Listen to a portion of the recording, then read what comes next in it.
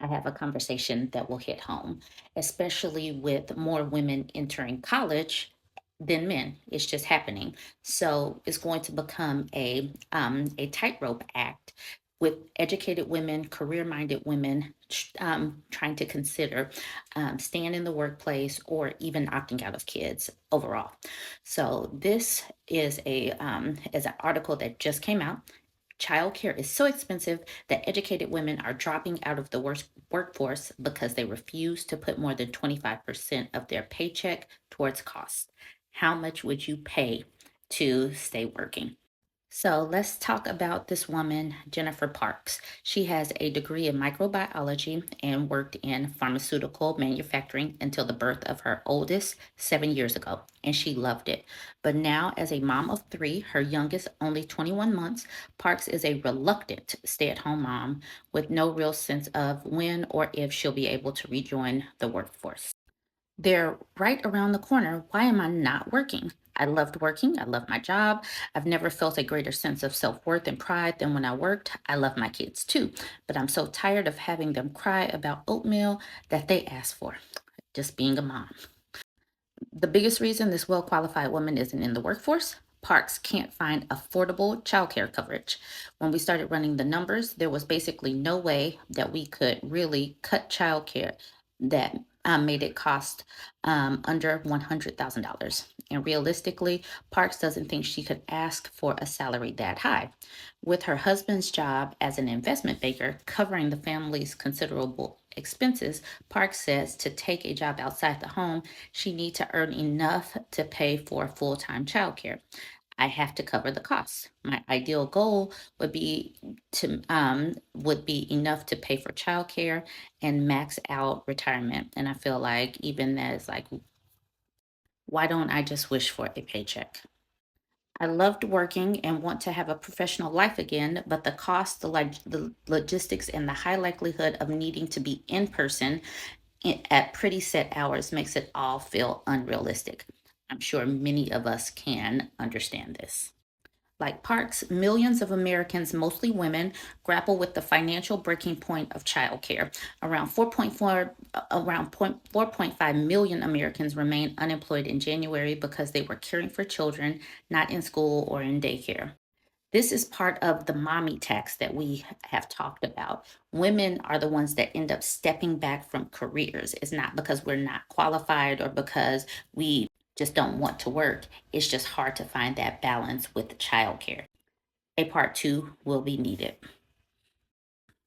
On average, US families spend an average of 17.8% of their income on childcare, according to a recent analysis from the Census Bureau. But that's an average. It varies fairly dramatically where families live. Parents in Nevada, for example, spend about 28% of their income on childcare. There's a generational divide when it comes to spending on childcare to maintain one's career.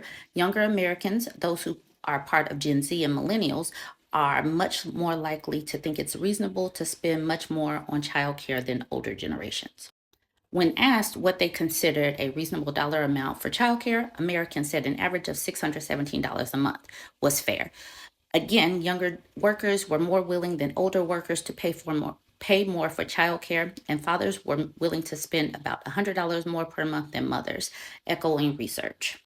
Of course, even at $617 a month, that's far below what the average American family pays. The national average of childcare was around $10,000 annually, or about $883 per month. The Women's Bureau of Department of Labor recently calculated childcare costs to be between 5,300 and 17,000 annually, but the range is based on 2018 data and it was adjusted to 2022 dollars. So while it takes into account the effect of rising consumer prices overall, it doesn't address the substantial industry shifts due to COVID-19. The financial burden of childcare is not just relegated to top line, big number of what the tuition fee is. There are a plethora of related costs that go hand in hand with childcare, from babysitting fees to extra costs related to school and summer vacation days off, to time off when needed when a child is inevitably gets sick. And that typically falls on the mother, and that's another part of the mommyhood tax. This conversation will be ongoing because the needs of the kids and cost will always be on mommy. So, like, comment, share. Let's continue. So let's continue this conversation about the mommy tax and women dropping out of the workforce.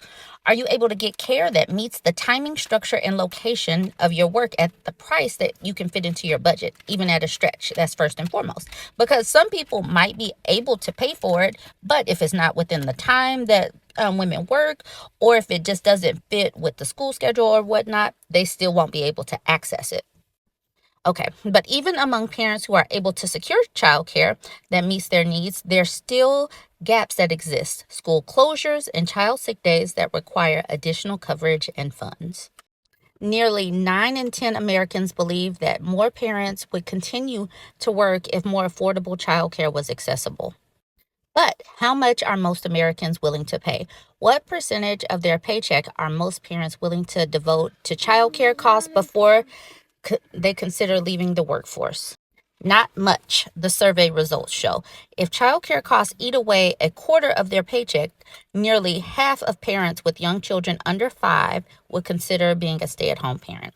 And that's why I became a stay at home mom, because childcare costs. Okay, so here is how much people would be willing to pay by generation if you look towards the bottom of this chart. Boomer parents would be willing, Boomer and Generation X are willing to pay the biggest chunk of money per paycheck.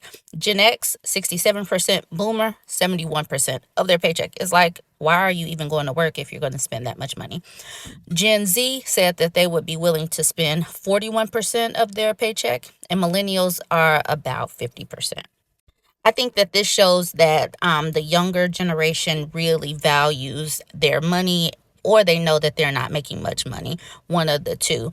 But regardless, they know that spending all of this money just to go to work doesn't make sense, and you might as well just stay home. With parents facing increased scarcity of availability and rising prices, childcare costs have jumped 25% in the last decade alone, not to mention stricter health policies. So it's no wonder women are putting their careers on hold. The majority of Americans believe childcare is essential for work. Obviously, you guys can look at this chart, but it looks like everybody is close to 90% of parents who agree that they would continue to work if childcare was accessible. Basically, what I'm seeing is the birth rates in the United States and globally are dropping for a reason, and childcare costs are a big factor. If people can't find reliable childcare, how are they going to work? And it typically falls on the mother. Anyways, like, comment, share. Tell me what you think. Let's continue the conversation.